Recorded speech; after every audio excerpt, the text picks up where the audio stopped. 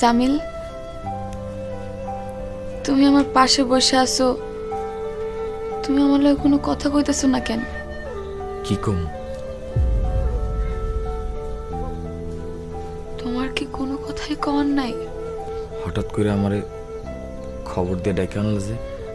তোমার আমার বিয়ে ঠিক হয়েছে, আমরা দুই পরিবারের মানুষ সবকিছু মাইনা নিছে। আমরা তো এটাই চাইছিলাম না? জামিল, তুমি খুশি হও নাই? অনেক খুশি হয়েছে। আমি জানি জামিল, তুমি খুশি হও নাই, কারণ আমি অন্ধ। একটা অন্ধ মায়েরে তুমি বিয়ে করতে চাইতেছো না।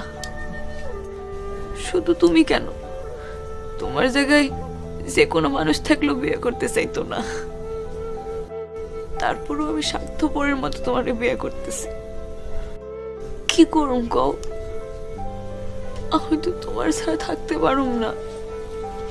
আমার জীবনটা তো শেষ হয়েই গেছে, আমার চোখটা অন্ধ হয়ে গেছে, তবুও আমি তোমারে হারাইতে চাই না।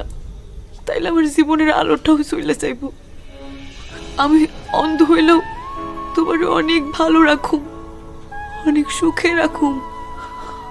তবে তোমার যদি মনে হয় তুমি আমারে বিয়ে করে সুখী নাই, তাইলে তুমি অন্য কাউরে বিয়ে করতে পারো। খালি তোমার বাড়ির এক কোণায় আমারে থাকতে দিও।